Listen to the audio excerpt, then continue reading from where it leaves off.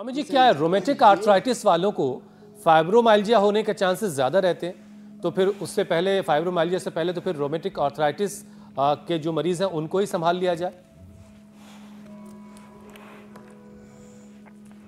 हाँ, ये एकदम ठीक कह रहे हैं। जिनको रोमेटॉइड आर्थराइटिस होता है, जिनका आरए फैक्टर बढ़ा हुआ होता है, जिनका सीआरपी लेवल बढ़ा हुआ होता है, जिनका यूरिक एसिड बढ़ा हुआ होता है, जिनके पेन मार्कर्स बढ़े हुए होते हैं ना, बॉडी में बहुत ज़्यादा टॉक्सिन्स ऑक्सीडेंट्स हैं, इन्फ्लेमेशन बहुत ज़्यादा है, ब्लड सर्कुलेशन पूरा नहीं होता है, उनको फाइब्रोमाइल्जिया होने के ज़्यादा चांसेस हैं। तो जिनको यूरिक एसिड आरए सीआरपी आदि बढ़ा हुआ, उसके मैं 5-7 ज़बरदस्त उपाय बता रहा हूँ। गोधन पीने से सारे पेन मार्कर्स रिलीज हो जाते हैं शरीर से। गोधन अर्क, गोखरू का पानी पीने से सारे पेन मार्कर्स खत्म। फिर एलोवेरा, गिलोय, पारिजात, निर्गुंडी।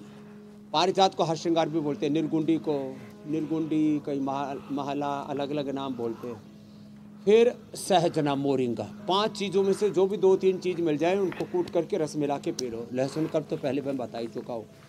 ये पेन मार्कर्स को RA factor, CRP, ANA, AVN, आपने एक पूछा, मैं 10 बता रहा हूँ। जितने भी ये सारे हड्डियों के, मांसपेशियों की और हमारे सारे 33 के 33 रीढ़ की हड्डी के जो ब्रांच हैं, सब हमारे, फिर कार्टिलेज भी घिसने लगते हैं।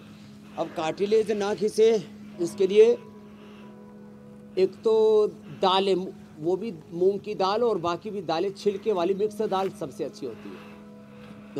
प्रोटीन दालों में, दूध में, और सोया, न्यूट्रेला सोया चंक्स। फिर हम स्प्रिल्यूना देते हैं, ये बहुत अच्छा होता है।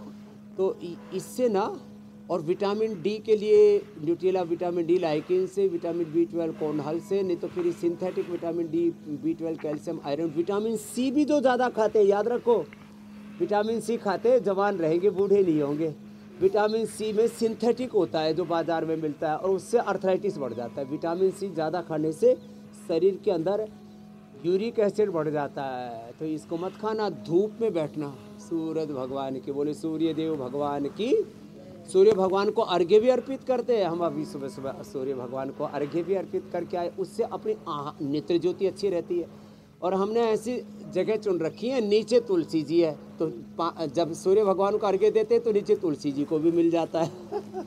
तो दोनों काम एक साथ हो गए, तुलसी को जल भी हो गया, सूर्य को अर्घ्य हो गया।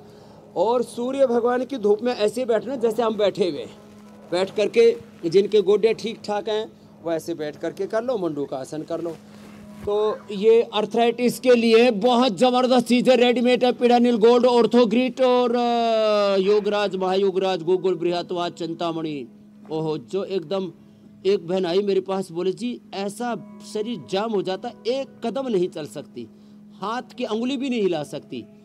तो फिर बृहत्वात चिंतामणि 1 ग्राम, उसमें 2 ग्राम मोती पिष्टी मिला करके 3 ग्राम की 6 पुड़िया बना दी। सुबह शाम 1-1 पुड़िया खिलाई, और 3 ही दिन में मैया घोड़े की तरह दौड़ने लग गई। बोले बाबा जी ये क्या जादू किया? मैंने कहा जादू है बृहत्वात चिंतामणि, बड़े जबरदस्त है। ऐसे रसराज रस। और ये जादू स्वामी जी रोजाना इंडिया टीवी पर होता है। कुमार कल्याण, बच्चों के लिए, जो बच्चे ऐसे मरे गिरे से रहते हैं। बस शर्त ये है कि रोजाना आपके साथ जुड़ करके अभ्यास करना है, तो जादुई तरीके से बीमारियां गायब हो जाएंगी।